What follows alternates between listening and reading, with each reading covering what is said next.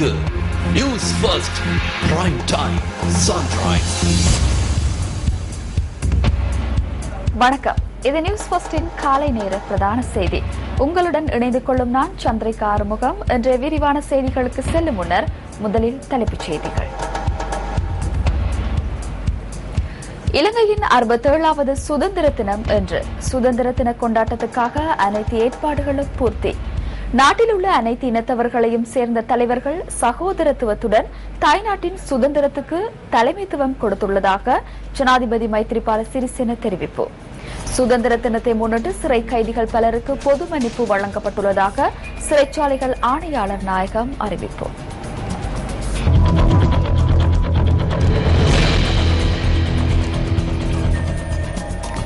இனி விரிவான செய்திகள்.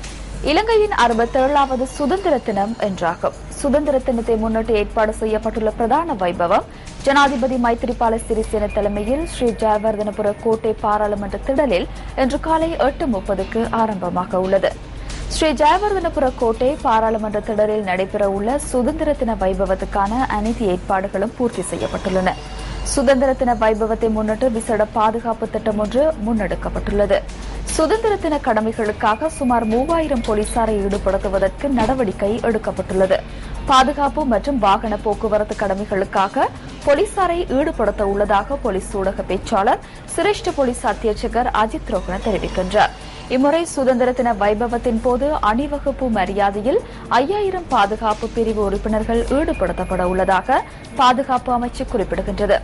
ராணுவம், விமானப்படை, கடற்படை மற்றும் போலீஸ் உறுப்பினர்கள் இதில் அடங்கியுள்ளதாக அமைச்சின் ஊடக கேந்திர நிலையத்தின் பதில் பணிப்பாளர் பிரிகேடியர் ஜெயநாத் ஜெயவீர கூறினார். இதேவேளை சுதந்திர தின கொண்டாட்டங்களை முன்னிட்டு இன்று காலை 6 மணியிலிருந்து 11 மணி வரை பாராளுமன்றத்தை அண்மித்த வீதிகள் சிலவற்றில் விசேட போக்குவரத்து திட்டம் நடைமுறைப்படுத்தப்பட உள்ளதாக போலீஸ் ஊடக பேச்சாளர் குறிப்பிட்டுள்ளார்.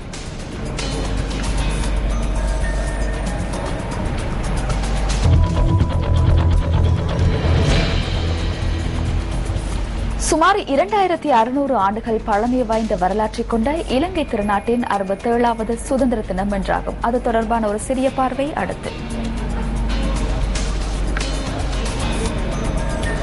1815ஆம் ஆண்டு மார்ச் மாதம் மேற்கொள்ளப்பட்ட ஒப்பந்தத்தின் ஊடாக பிரித்தானியரின் ஆட்சிக்குள் இலங்கை உட்பட்டது. இந்த ஒப்பந்தத்துடன் இலங்கையரின் சுதந்திரம் கேள்விக்குறியாக்கப்பட்டது. பிரித்தானியர் ஆட்சியில் இலங்கையர்கள் அடிமைகளாக நடத்தப்பட்டனர். அதனைத் தொடர்ந்து அந்நியரிடம் விட்டுக் கொடுக்கப்பட்ட சுதந்திரத்தை மீள பெற்றுக் கொள்வதற்கு பல சந்தர்ப்பங்களில் முயற்சிகள் மேற்கொள்ளப்பட்டன. அரசியல் சீர்திருத்தத்தினூடாக சுதந்திரத்தை பெற்றுக்கொள்ள இலங்கை தலைவர்கள் போராடினர். அரசியல், பொருளாதார, கலாசாரத்தினூடாக சுதந்திரத்தை பெற்றுக்கொள்ள முனைந்தனர். இவ்வாறு சுதந்திர வேட்கையுடன் இலங்கையின் தலைவர்கள் போராடியதன் விளைவாக 1948ஆம் ஆண்டு பிப்ரவரி மாதம் 4ஆம் தேதி அந்நிய காலனித்துவத்திடம் இருந்து ஒரு சுதந்திர தேசமாக இலங்கை மலர்ந்தது.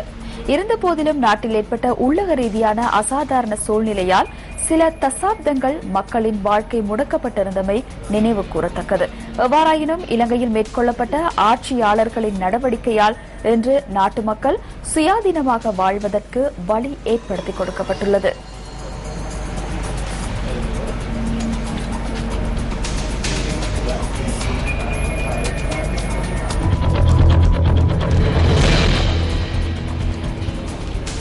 பெற்றுக் கொள்ளப்பட்ட சமாதானத்தை வலுப்படுத்தி சுபீட்சத்தை உறுதிப்படுத்துவதற்காக மக்களின் தேவைகளுக்கு முக்கியத்துவம் அளிக்க வேண்டும் என ஜனாதிபதி மைத்ரிபால சிறிசேன தெரிவிக்கின்றார். 67வது சுதந்திர தினத்தை முன்னிட்டு வாழ்த்துச் செய்தி ஒன்றை விடுத்துள்ள ஜனாதிபதி குறித்த இலக்கை அடைவதற்காக புதிய சமூக, அரசியல் மற்றும் பொருளாதார கொள்கைகள் தேவைப்படுவதாக கூறியுள்ளார். இலங்கைக்கு உரித்தான கருணை மற்றும் புரிந்துணர்வை அடிப்படையாக கொண்ட நல்லாட்சி, சமூக நலன் புரியும் இதன்போது முக்கியத்துவம் பெறுவதாக ஜனாதிபதி சுட்டிக்காட்டியுள்ளார். அணிசேரா கொள்கையை பின்பற்றி சர்வதேச நாடுகளுடனான நட்புறவை மேம்படுத்திக் கொள்வதற்கு எதிர்பார்த்துள்ளதாக தெரிவிக்கும் ஜனாதிபதி சமாதானம், ஸ்திரத்தன்மை மற்றும் சுபீட்சத்தை அடைவதற்காக உதவும் சர்வதேச உறவுகளுக்காக அர்ப்பணிப்புடன் செயற்படுவதாகவும் குறிப்பிட்டுள்ளார்.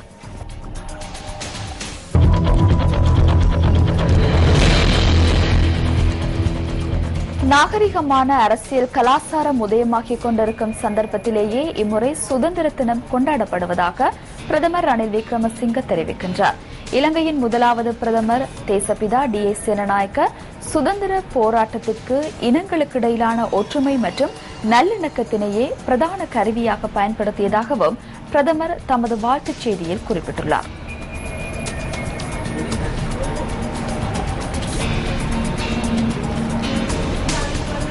எவ்வாறாயினும் ஒற்றுமையை பாதுகாத்த வண்ணம் அபிவிருத்தி பயணத்தை மேற்கொள்ளும் சவாலை வெற்றி கொள்வதற்கு துரதிருஷ்டவசமாக முடியாமற் போயுள்ளதாகவும் பிரதமர் கூறியுள்ளார்.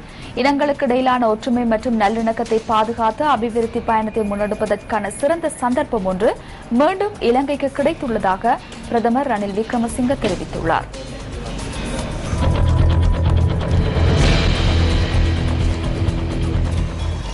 இதேவேளை கடும் போக்குவாத சக்திகள் தலை தூக்குவதற்கு இடமளிக்காது அனைத்து இன மத பிரிவினருக்கிடையே புரிந்துணர்வை ஏற்படுத்துவதற்கு அர்ப்பணிப்புடன் செயற்பட வேண்டும் என எதிர்க்கட்சித் தலைவர் நிமல் சிறிபாலடி சில்வா குறிப்பிட்டுள்ளார். தேசிய ஒற்றுமை, அடிப்படை வசதிகள், மக்களின் வாழ்க்கை தரத்தை மேம்படுத்துதல் ஆகிய முக்கிய சவால்களை இலங்கை எதிர்நோக்கியுள்ளதாக எதிர்க்கட்சித் தலைவர் விடுத்துள்ள சுதந்திர தினத்தை முன்னிட்டுள்ளான வாழ்த்துச் செய்தியில் தெரிவிக்கப்பட்டுள்ளது. இலங்கை மக்களுக்கு சிறந்த எதிர்காலத்தை பெற்றுக் கொடுப்பதற்காக எவ்வித பேதமுமின்றி தற்போதைய ஜனாதிபதி மைத்திரிபால சிறிசேன முன்னெடுக்கும் செயற்திட்டத்துக்கு அனைவரும் ஒத்துழைப்பு வழங்க வேண்டும் எனவும் நிமல் சிறிபாலடி சில்வா குறிப்பிட்டுள்ளார். பெற்றுக்கொண்ட சுதந்திரத்தை அர்த்தமுள்ளதாக்கிக் கொள்ள அனைவரும் உறுதி பூண வேண்டும் எனவும் எதிர்க்கட்சித் தலைவர் சுதந்திர தின வாழ்த்துச் செய்தியில் தெரிவித்துள்ளார்.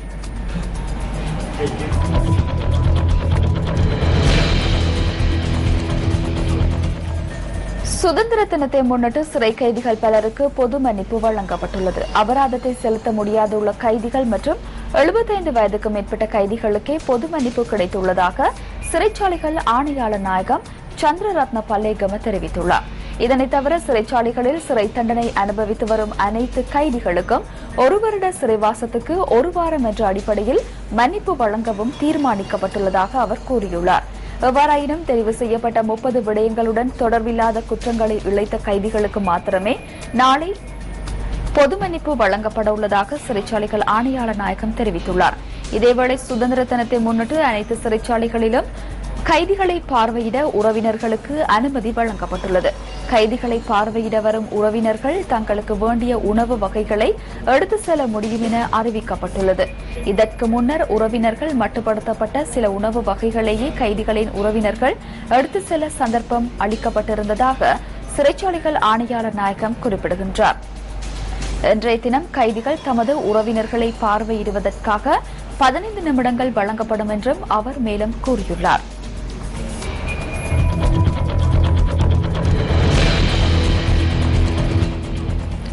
முல்லைத்தீவு மாவட்டத்தில் உள்ள கரைத்துறைப்பற்று மற்றும் புதுக்குடியிருப்பு ஆகிய பிரதேச சபைகளுக்கான தேர்தல் கடந்த வருடத்துக்கான வாக்காளர் டாப்புக்கு அமைய நடைபெறும் என தேர்தல்கள் செயலகம் தெரிவித்துள்ளது. குறித்த 2 பிரதேச சபைகளுக்குமான தேர்தல் இம்மாதம் 28ஆம் தேதி நடத்தப்பட உள்ளதாக மேலதிக தேர்தல்கள் ஆணையாளர் RMAL ரத்நாயக கூறியுள்ளார். இதற்கான வர்த்தமானி அறிவித்தல் ஏற்கனவே வெளியிடப்பட்டுள்ளது. எவ்வாறாயினும் இந்த தேர்தலுக்காக ஏற்றுக்கொள்ளப்பட்ட வேட்புமனுக்களில் மாற்றம் ஏற்படாது என தேர்தல்கள் செயலகம் சுட்டிக்காட்டியுள்ளது. அத்தோடு தபால் மூலம் வாக்களிப்பதற்கான விண்ணப்பங்களிலும் மாற்றம் ஏற்படாது என மேலதிக தேர்தல்கள் ஆணையாளர் குறிப்பிட்டுள்ளார்.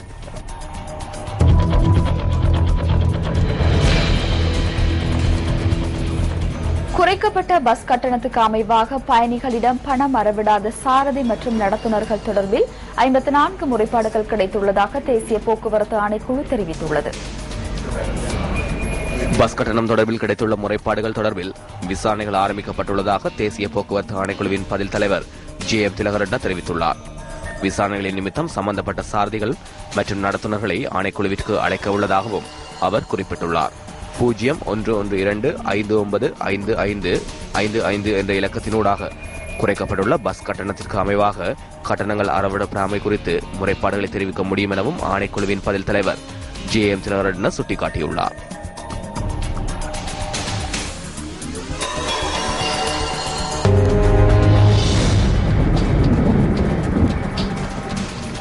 நாட்டின் பல பகுதிகளில் மழை அல்லது இடியுடன் கூடிய மழை பெய்யக்கூடும் என வளிமண்டலவியல் திணைக்களம் எதிர்வு கூறியுள்ளது.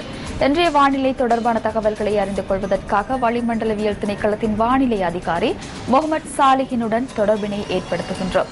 வணக்கம் சாலிஹின். வணக்கம் சந்திரிகா. இன்று நாட்டின் பெரும்பாலான பகுதிகளில் மழை பெய்யக்கூடிய சாத்தியம் காணப்படுகின்றது. கிழக்கு மற்றும் ஊவா மாகாணங்களில் மழை பெய்யக்கூடும். இதேவேளை வடமத்திய மற்றும் மத்திய மாகாணங்களின் பல இடங்களிலும் அம்பாந்தோட்டை மாவட்டத்திலும் மழை பெய்யக்கூடும். பிற்பகல் அல்லது மாலை வேளைகளில் மேற்கு, வடமேற்கு மற்றும் சபரகமுக மாகாணங்களின் பல இடங்களிலும் காலி, மாத்தறை மாவட்டங்களிலும் மழை பெய்யக்கூடும் என எதிர்பார்க்கப்படுகின்றது. வடகிழ் பருவப்பேச்சு காற்று வலுவடைந்த நிலையில் காணப்படுகின்றது. இதன் காரணமாக நாட்டிலும் நாட்டை சூழவுள்ள கடற்பிராந்தியங்களிலும் மணித்தியாலத்துக்கு 50 கிலோமீட்டரிலும் அதிகரித்த வேகத்தில் காற்று வீசக்கூடும் எனவும் எதிர்பார்க்கப்படுகின்றது.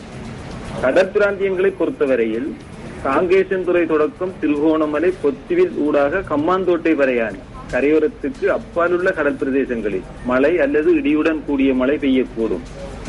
ஏனைய கடற்பிரதேசங்களில் மேலே குறிப்பிட்ட பிராந்தியங்கள் தவிர்த்த ஏனைய கடற்பிரதேசங்களின் பல இடங்களில் குறிப்பாக பிற்பகல் அல்லது மாலை வேளைகளில் மழை அல்லது இடியுடன் கூடிய மழை பெய்யக்கூடும். கடற்பிராந்தியங்களில் இருந்து காற்று வடகிழக்கு திசையினூடாக மணித்தியாலத்துக்கு 30 முதல் 40 கிலோமீட்டர் வேகத்தில் வீசும். நாட்டை சூழவுள்ள கடற்பிராந்தியங்களில் மணித்தியாலத்துக்கு 60 கிலோமீட்டர் வரையில் காற்று சில சமயங்களில் வீசக்கூடும் எனவும் எதிர்பார்க்கப்படுகின்றது. இவ்வாறான வேளைகளில் கடற்பிரதேசங்கள் இடைக்கிடையே கொந்தளிப்பாகவும் காணப்படும். நன்றி சாலையின் இன்றைய வானிலை தொடர்பான தகவல்களை எமக்கு தொலைபேசியூடாக நேரடியாக வழங்கியமைக்கு. இத்துடன் நியூஸ் ஃபர்ஸ்டின் இன்றைய காலை நேர பிரதான செய்தி நிறைவு பெறுகின்றது. மீண்டும் சந்திப்போம் நியூஸ் ஃபர்ஸ்டின் அடுத்த மணித்தியால செய்திகளோடு. வணக்கம். Hotline 0114-896-896 www.newsfirst.lk. Feedback at newsfirst.lk.